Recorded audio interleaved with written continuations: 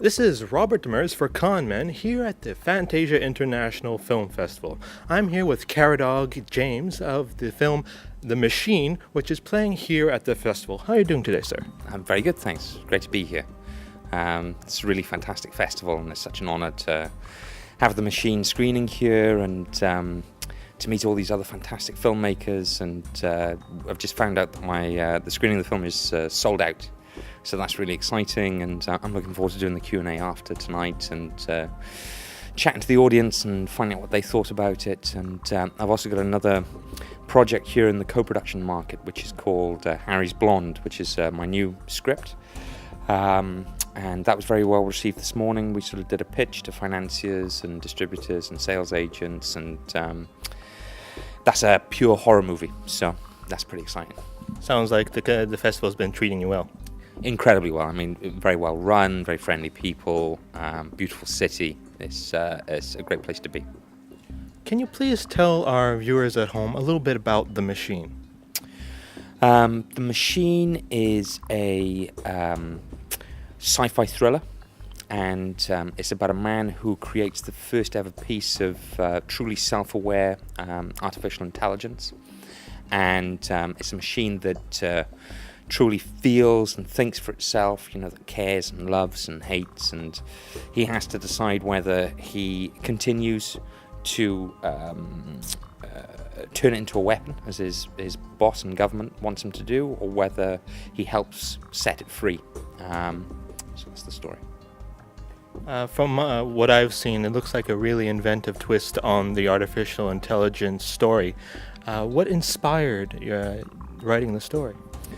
Well, all my projects involve a huge amount of research. I spent like a year and a half researching the machine, and that included reading every single book I could on artificial intelligence, on robotics, on futurists, where this technology is going to take us, where the great minds think that that's going to go.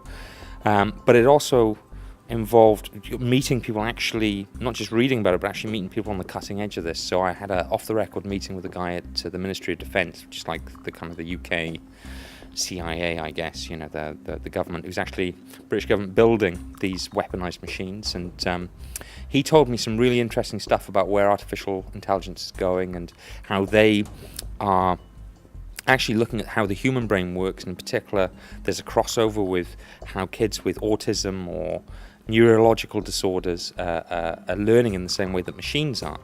So that gave me the idea of, okay, well, that's interesting. If that was my computer programmer's backstory, that he's trying to fix his daughter who's got Rett syndrome, that might be an interesting way to kind of bring a heart into the story. And I met a lot of families with kids with Rett's or kids with autism, and that kind of real-world research was absolutely crucial to me writing the screenplay that I believed in.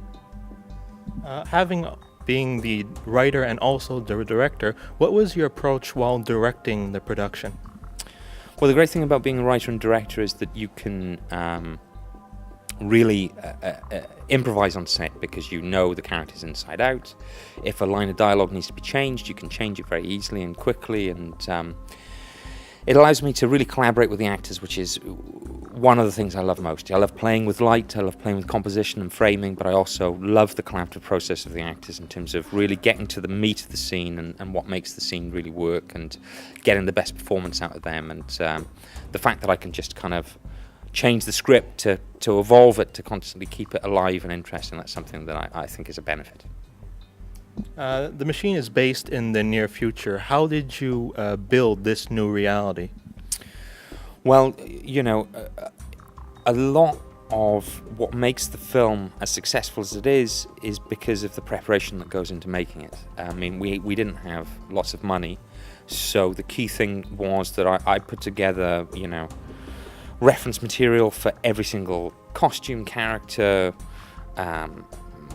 piece of design, lighting, the whole thing. So the whole crew, very talented crew, were able to work from the same page, because it's a unifying sense of tone and a unifying kind of world is key to making these types of movies work. And if you haven't got the money, you have to put all that work into the prep. So, I mean, again, I was like 6 months of prepping for this movie, just specifically in terms of the look of it and the technology that I wanted to use. And all the technology that we used is stuff that's based off current concepts that are out there in the real world. So it was difficult was it difficult to have the look and feel that you wanted on your limited independent budget? Yeah, I mean, it was difficult, but all filmmaking is difficult, you know. I mean, it's just, I think the reason we pulled it off is obviously because very talented people helped me make the film, and but also, you know, that amount of attention to detail and work is crucial. Katie Lotz plays dual roles in the film, being Ava the scientist and the machine itself. How did you direct her into playing off both characters? Well, that was a lot of fun. I mean, again, we had, luckily Katie and Toby both agreed to give me rehearsal period, which is very important when you've got no money. You don't have a lot of time to kind of find the scenes on set, so you have to do that during a rehearsal period, and that was great for us because we were able to go through the script and really kind of chart how her character grows as a machine. And I had this idea that, you know, in this scene the machine would be kind of like a toddler, and then in the next scene she'd be you know, a precocious child, and then she'd be a teenager, adult, cynical. So that kind of, we charted the machine's kind of aging process, which of course is massively accelerated through the course of the movie. And likewise, when we looked at Ava's character, it was key to kind of finding the differences between her and the machine, and because the machine's kind of modelled on her brain, so it was very interesting to have some parallels, but also some huge differences between the characters. Do you think, as a society that we are, do you think since you address this in the film, do you think we'll ever be responsible enough to have and create the artificial intelligence? It's definitely coming. You know, from all the people I've met, from all the stuff that I've read. I mean, the technology in the film, the basis of artificial intelligence and the way that it seems like it's going to happen is this idea of an exact virtual map of a human brain, right down to how the connections feed each other information, building that map within a computer and then allowing that map to forge its own connections and like a real brain, you know, building its experience and its scope and its understanding of the world. And that's happening. The only difference is they've only managed to map a mouse brain. But it's not a great step to go from mouse brain to chimp to human, you know. I mean, obviously, it's beyond us now, but it's, you know, theoretically, I mean, it seems like something that could happen certainly in the next 50 years. And then you've got something very interesting, you know, and that's one of the things that I wanted to really talk about with the film is, what is humanity?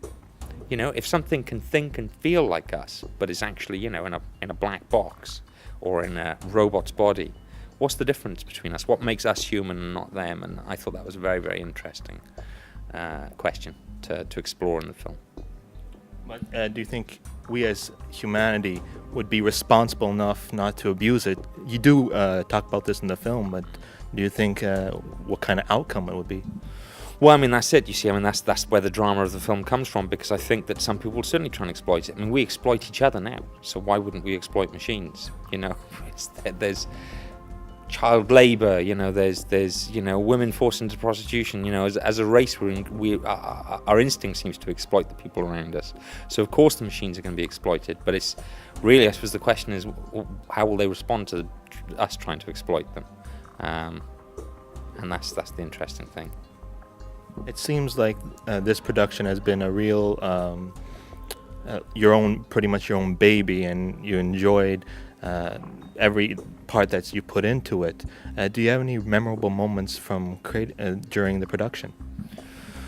Yeah, I mean, the film was really driven through my company, Red and Black Films, which is also with John Guamu, who's the producer, and John was a fundamental part of getting this film together. Not only did we work together on raising the money and the production and all the rest of that stuff, but John's also kind of a key part of putting the movie together. So I think a lot of the memories that I have that are incredibly positive about this experience of working with John and our collaboration, and you know, it's a culmination of many years' work together. You know, our first film, Little White Lies, got into the Moscow Film Festival and got BAFTA nominations and all of that. But to do a movie of this scale, you know, was a huge achievement for both of us, and a kind of a landmark thing for Red and Black Films. And that was incredibly satisfying. You know, being on set, seeing the stunt guys. We had a guy set himself on fire. That's fantastic.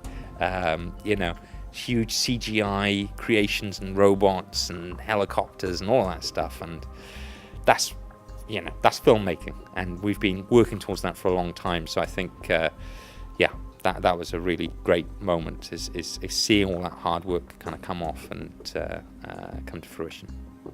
Well, thank you very much for talking with us, and I hope you enjoy the rest of the time here in Montreal. Thank you very much. It was really great to meet you, and I don't know if you can come to see the film, but you really should. Actually, I'm really looking forward to it. Fantastic. Thank you.